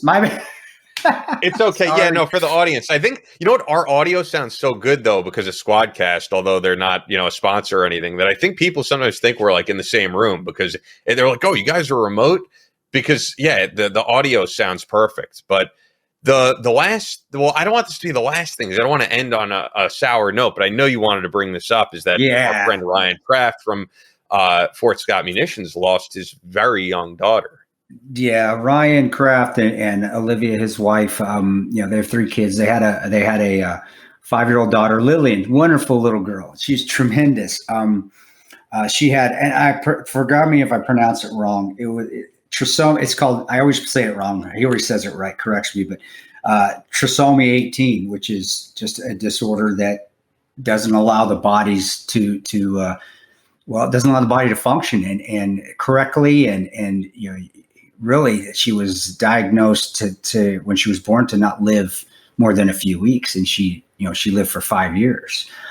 She passed away recently, and Ryan, of course, is hard on the family. Of course, it has been, like it would with the entire Kraft family. But she was a darling. I mean, she could follow you with her eyes. She of course she couldn't move. They had to carry her around everywhere. But she knew what was going on, and I remember just seeing her smile when we were having dinner at the house, or just when I came to Fort Scott days, and she was just vibrant and a blessing to everyone she was around, even at a 5-year-old. And her passing, though, Ryan and Olivia started Larian Company, and they make actually our Battleline shirts. Larian Company makes our Battleline tactical shirts, not the podcast shirts made by somebody else, but the Battleline tactical shirts. And they also make baby clothing and children's clothing and women's clothing in honor of Lillian. And they're here in Fort Scott, Kansas. And, I just wanted to point that out there. So if you ever get a chance, because there's a foundation that's made for Lillian, and it helps. And I'm reading this because I want to make sure I get this right. It's called the Lillian Rose Foundation, and it's a foundation started to keep Lillian's memory alive through sharing her story and sending care packages to medically complex children, and angel packages to bereaved parents, because those that have, the children that have this trisomy 18 don't have a long life expectancy. Like 5 years was a long time. Lillian was not supposed to live that long. So if you get a chance, of course, continue to support Fort Scott Munitions, because that's also Lillian and Olivia's company. I mean, Ryan's company, and Lillian's father, and Olivia being Ryan's wife. But support Laree. It's called LAREE. and Company, or they just put the plus for the and. They use that instead of the ampersand. So Lurie and Company, check them out. And guys, send your well wishes to the Kraft family and prayers to them to continue to fight on. I know Ryan, this was just happened a few weeks ago. I've helped Ryan. I've talked to him. He seems to be getting better.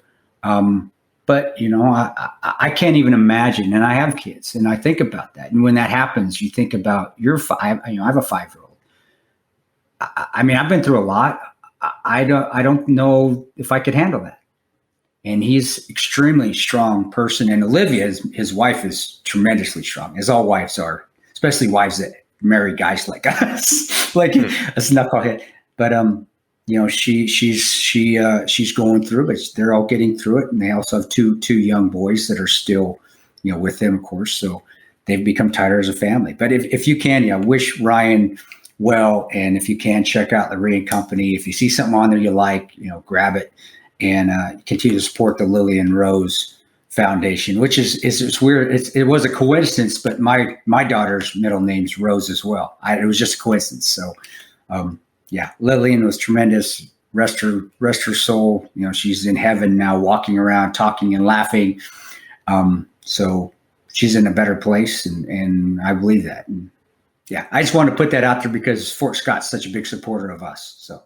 No, for sure. And as I was as you were talking, I was trying to Google this. I do see so I just want to make sure that I have the right thing. I see a Lily Rose Foundation, but that might be something different, right? Because did you give out a website address?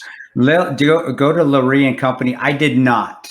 I just I just searched Lurie & Company, and if you go to LAREE and Company, it might say something on there. But again, I honestly, I know that it does, and that's what he sent me, guys. Yeah, so, I see. So it's as you said, LAREE and co.com. I'll put a link there in the description. And they do have something about, the daughter right here. I don't know if you want me to read it. I don't see a, somewhere to donate or anything like that. But if you want, I can read this if you want. Yeah, read it. But also just let you guys know, if you want to donate just directly to the foundation, email that Lurie & Company. There's an email on there. You can email that, and they'll get with you to do donations. Let me see if I could find this email, because I'm just just so that the audience hearing knows where it is, because I see links to their social media pages. I see all that. Found, and I can actually we can even send that if you wanted to. They could even send an email to Fort Scott Munitions, and that's a way to get a hold. Just mention, hey, I'd like to support the Lily and Rose Foundation, and they'll direct you to the right, because they all are run, and they all are synonymous with each other because the Kraft family runs these organizations. But I get what you don't want to donate to something that's not legitimate out there, but I assure you. It's not that it's not legit. I think what I found is a different thing. I think what I found is just is different. But I see that their social media is Lurie and Co, LAREEANDCO. So maybe you could message them on there as well. But the first thing I saw was it was, I think it's, a legitimate organization. It's just something different. If you scroll down to the very bottom, brother, you'll see more info. It says about us. Right below that, it says Lily and Rose Foundation. It's near the bottom of Lurie & Co. So go down. It's all, I'm looking at it on my phone, guys. You've got more info. It says about us, then Lily and Rose Foundation. Then it goes down to the actual merchandise wholesale, frequently asked questions, refund policy, and all that. Do you have a link that people could go to? Does it have it there? Actually, I have it. Let me see. It still goes to LurieandCompany.com when you do it, but let me see if I can copy it. And you guys are awesome as far as we're just doing this on a whim, guys, but that's what that's what you love Battleline Podcast for, right? It's good. Well, if you want to pull it up, because you're still looking for it, right? I'm actually going to text it to you, and here, I'll read it to you guys, and I'm going to text it to Ian. But it's LurieandCompany.com/pages/Lillian-Rose-Foundation. And I'm shooting this to Ian right now. Okay. Yeah, I'll definitely put that in the description. I see it right here. Yeah, I mean, I'm sure that they're, because this is all. See, I see. Where it says click here to join. And There we go. And then and then there's a link to join. So I'll just, guys, basically to sum it up, I'll put the link to this in the description. But I'll read this statement really quick. It says, Lillian is with Jesus. We are absolutely devastated to announce that our sweet miracle girl danced her way to heaven on June 15th. We are incredibly lost without her and are trying to navigate this new life. Lillian had the most kissable nose, the most gorgeous blue eyes, curls that went on for miles, and a smile that could brighten every star in space. She was an absolute warrior and smiled through every storm that she sailed through. I couldn't think of anyone happier than our girl. She had the best laugh. The best laugh. Lillian changed the life of so many people and brought thousands closer to the Lord. People who have never prayed got on their knees for our girl. We know that her story is not over. She will continue making an impact on everyone who hears her story. We are so proud of her, not only for being brave, being brave she was, but for the impact she made on this earth. And we cannot wait to see her again, heaven's side. Lil's mama misses you more than words can ever express. You changed me for the better, and I promise I will continue to keep telling your story and spreading your love to the world. I love you more than life itself. One day closer to you. Please have patience with us as we jump back into working after this unexpected time. I promise I will be back in action next week, but need much time to work through some of this. Much love, Olivia, founder of LC. So, yeah, there you go. Yeah, tremendous family, tremendous, companies, tremendous courage. And again, all you out there, not just the Kraft family, but anyone that has lost a child, I do believe, I wish it was this way. No parent should ever outlive their children, but I know that happens a lot. It does in today's society, but they did show strength, and they give me strength, for example. It's an example to me of how to live. And as it should, if you watch parents that have lost their children continue to live on, whether it be normal circumstances like this, or I've seen it in combat as well, like the Doltz family, Cheryl Doltz, Gold Star mother, who taught me so much about courage and acceptance when I was going through a bad time in my life, about how it's not as bad as it could be. And man, you aren't as strong as you think you are, Tano. Let me show you how it's done. This is great examples of how to continue to live your life and watching this, but also watching these families overcome huge adversity that I hope I never have to go through. I really do. But just to see how they do it through faith and strength, and it's admirable, brother. It really is. And that's what true courage is to me. And a mother like Olivia, I know Olivia personally. She's tough as nails. She keeps Ryan in check. Definitely keeps Ryan and all the men in check over there. But she's handling it extremely, extremely well with a lot of courage, which says a lot of her character. So check it out, guys. And then, I don't want to leave on a downer either. No, I agree. I don't either. I think that, which I don't see this as being a downer so much, because she's in heaven with God, and she's walking and she's laughing and she's playing now. And that's a good thing. And, with Adam, even on the last comment Adam had, it's on your mind. Utopia is in your mind. That's the honest truth. You can't control what other people do, but you can always control your attitude. And your attitude is everything. So I agree 100%. Yeah. You know what? I'll end it on this though. It's actually been, to keep things in a positive perspective. It's been interesting seeing how many concerts are opening up now. There's so many tours coming about. I've just been very excited for that, man. It's good. It's good. I don't know if you're going to anything. I feel like unless you're speaking at something, you just chill. But I did go to a Met game with my dad. Awesome time. It was actually a very good game. I saw them versus Philly. Okay. How the hot dogs? What you remember? I did not have a hot dog. I don't. What? I did have a beer, which I rarely have, but I will not eat hot dogs. It's like the worst thing you could eat. I'm not like a fanatic with health where it's like I can't have anything cheat meal wise, but hot dogs are they're so bad for you, bro. That's one thing. I don't dig going to sporting events a whole bunch, except for baseball, because it reminds me of Americana. It reminds me of me playing if you've ever seen The Sandlot, it reminds me of being back when I used to. When I was back playing Little League baseball. And I will have a brat or a hot dog just because it brings back memories of me playing baseball and going to games with my family. And I loved growing up. I was like that Sandlot kid. We played in a Sandlot and just played till it got dark. And it always brings you back, especially the minor league games. If you ever go to minor league games, but yeah, I know they're not the most healthy for you, but a beer and a dog, to me, it's a requirement once I go in. I did have a beer, which is very rare for me, but I did. Yeah, it was great. But it was also like a 90-degree day at a baseball game. But you don't have any like major teams by you now, right? Or even where you were. Well, the Royals are we got the. I mean, we're only an hour away from the Kansas City Royals. They're down the road, and actually, I'm so bad with the Royals because I have no idea. I just know. Obviously I know Kansas City is not Kansas, but I didn't know it was an hour away. The stadium's probably an hour and a half away. We're between Joplin and Kansas City. So Joplin's down the road. All right. So but are you going to go to Royals games with your family? If I'm ever have a chance, if I'm home for a long and we have breaks and I have a chance to, but man, it's busy right now with all these corporations that, now that we can go to do in-person speaking events, buddy, they want to hear them, and they want this is why I also have a positive mindset on corporations in America. These corporations want to hear after we just shit on corporations. After we just shit on corporations. After we just shit the people within them. People are great. It depends what corporation, of course. I should say a person is great. It's when people get together sometimes, especially in DC, that's when they turn to shit. But a person is great.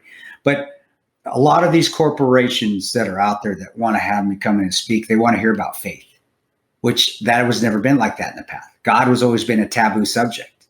It really has. In the mainstream, that wasn't popular.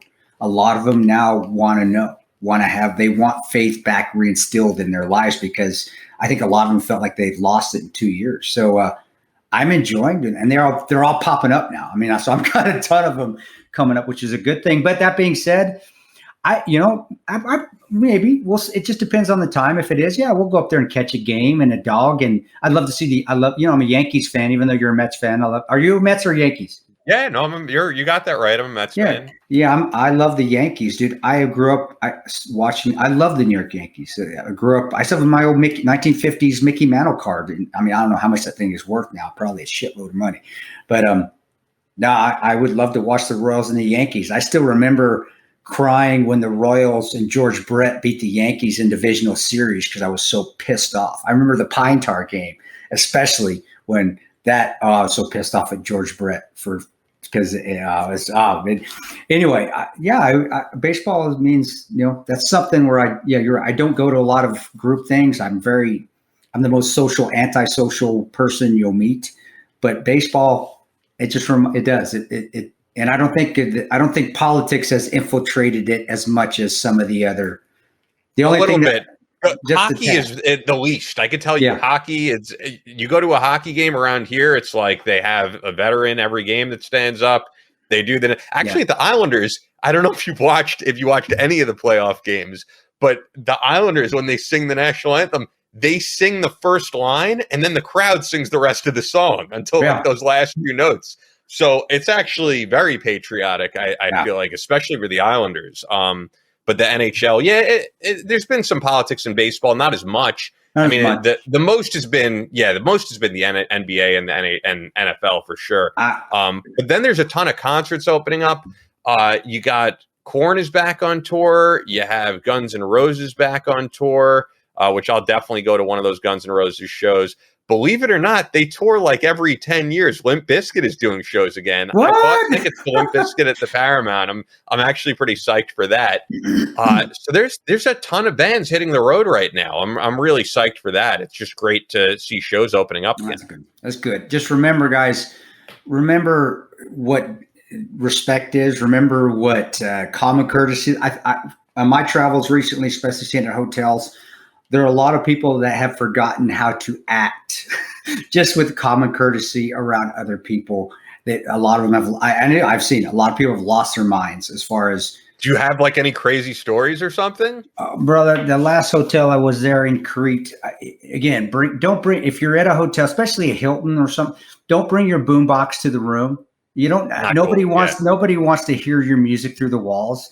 And, I don't mind hearing, it's part of being in hotels, but, just calm down the sexual escapades that go around. And, this isn't like I'm saying at a Motel 6 either. But I get this happened like right next to your right. Both of it, and the hotel, and most hotels now that you go to, in fact, every one that I've gone to in the last 3 months, you have to put a deposit down for a room. Doesn't matter if it's a 5-star or not. And I asked why. I said, why are we doing that? Because I never had to do that before, especially being part of the honors members or the Marriott Bonvoy or the SPG, which is Starwood, and which. They said because people are wrecking rooms now, even at the 5-star resorts. And so all I'm going to say is, guys, I know that you feel like you were locked in the jail for the last 2 years. You weren't. But even so, when you go out, remember what common courtesy was. Remember that rule that you had, that bubble you wanted because you didn't want people sneezing on you. Well, remember that when you go up to the concert. Well, concert, you're kind of nut to butt. That's what you like about it. Especially if it's like Limp Bizkit. Yeah, Limp Bizkit. You're going to be packed. But remember your common courtesy and respect for other people as you had it when you were wearing your mask and you didn't want somebody too close to you there as well. And that's the only thing I've seen that has been crazy in the last 3-4 months when I've been traveling is people have kind of lost their minds of how to act when they're out at restaurants and hotels. But yeah, the boombox thing and just how loud people have become at hotels because you can just tell they're excited to be out and being on a trip, but they've just lost the respect for that other person that is there. And a lot of us business travelers, the reason we stay at some of these hotels, we'll pay an extra dollar is because it's quiet. We want a place that we can come back and just go to sleep because we got to be up the next day running around in the hot sun or going to meetings. And I'm always very respectful. And I teach my kids that as well. Respect other people's, privacy, respect their ability to stay at a place and enjoy their time there. And little kids, I understand the little kids running around hotels, that happens. But try not to have them doing suplexes especially if you're on the top floor, suplexes. I thought one of the little kids was going to come through the roof one time. And this is most recently, and this was at a Marriott, a nice Marriott marquee. I'm like, are you kidding? I mean, and it's just stuff I haven't really experienced before the COVID, and definitely not during the COVID because nobody was at hotels when I was staying at them. But now it's just, they've lost their minds. Lose your minds where you can lose your mind. In the mosh pit at Limp Bizkit, lose your mind. Go crazy. Bang into each other. Smash each other. I was even thinking of you when I saw the tour dates because this was before I was thinking you moved, but I was like, there's even a Nebraska date there. Oh yeah, for Limp Bizkit. Yeah, is it in Omaha or is it Lincoln? Do you remember? You remember? I think it's actually Lincoln. They do huge shows at the Devaney Center there in Lincoln, where University of Nebraska is. It's monstrous, and then they have the Quest Center. I think it's called something different now, but that's where like the Olympic trials are, and the huge stadium. I've seen a couple country concerts there. My wife and I went. Oh, nice. Yeah, I love, and still one of the best groups live is still Rascal Flatts because those guys he can sing. That's my Lord. And there's no auto tune. That guy can sing. And those concerts they're fun. They have a good time. And then, who's another one? I haven't been to. I think Rascal Flatts was the last one, or maybe it was Luke Bryan. She took me to Luke Bryan. It was a fun show. I think he's okay singer, but the show itself was fun. And that was at the big Quest. So yeah, brother, I'm happy that you're able to get out, but you know me. Yeah, I just like staying at home. Go do my thing, go get a cup of coffee, come back home, go fish. I'll probably go fishing tomorrow. Yeah. Nice. That's awesome. Yeah. Well, yeah, if you're staying at a hotel, don't piss off Tonto. He's well armed. That's true. But yeah, that's about it, man. As always, guys, follow us on Instagram, on Twitter, all that good stuff. And donate to the Lily and Rose Foundation, which we'll put a link in there, and I think we'll figure all that stuff out. Yep. This has been great. We have some awesome guests lined up for the rest of the month. If all goes accordingly, your friend Paul Braun next episode from Maximum Defense, right? Maximum Defense, and an Army veteran who served. He has a tremendous story about an incident of him happening in Iraq, where again, it's not all sunshine and roses, but war isn't. But he's overcome it, and dude's a tremendous father, tremendous husband, and a tremendous friend, and just a motivating person that's overcome a lot. And he's got a story about his Iraqi interpreter who was able to get U.S. citizenship. We talked about. So he was telling me about that as well. So every show just having these different people on with different great stories to tell, and everybody's different, man. I'm sure there's people who are going to be pissed off about Adam's appearance and certain things he said, but like I said, I love having all.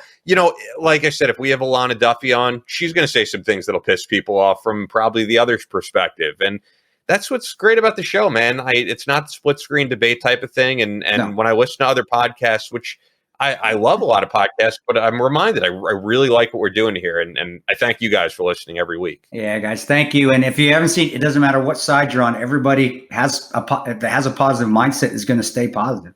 Doesn't make a difference what thing you believe in, or conspiracy or not conspiracy. It's all they're going to thrive. Yeah, tremendous. So, but God bless you guys. Again, thank you for listening to us and continue to listen to us. 10 more episodes, we're at 100. Who are we going to have on for 100? Who is that? I still have that Tulsi Gabbard email in my back pocket from Rudy Reyes. That'd be a cool 100. I don't know if you have someone in mind. You know me, dude. I just go with the flow. You know me. Is there someone though that you're like, this would be? Because when I heard Tulsi Gabbard and Rudy Reyes mentioned her, I'm like, that would be a cool episode 100. I think. I don't know.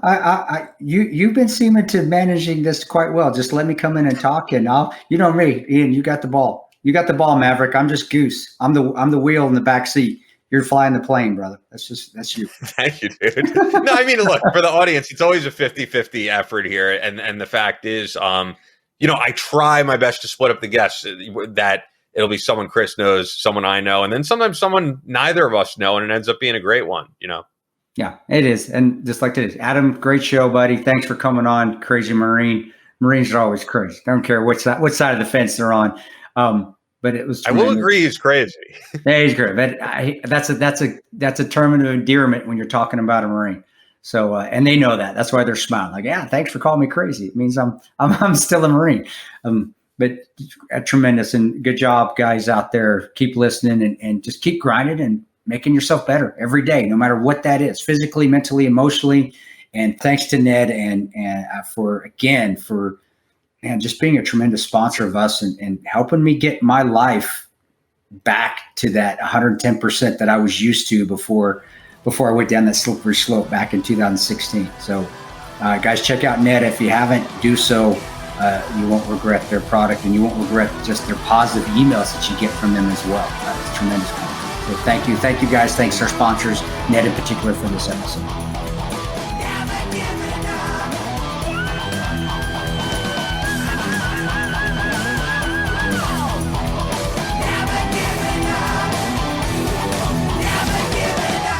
That's all for this episode of the Battleline Podcast, but we'll be back on Monday with more American straight talk. Until then, be sure to follow us on Instagram at Battleline Podcast and on Twitter at Battleline Pod. To sign up for future Battleline tactical courses, go to www.christantoperanto.net. Believe in yourself, face all challenges head on, and as always, never quit.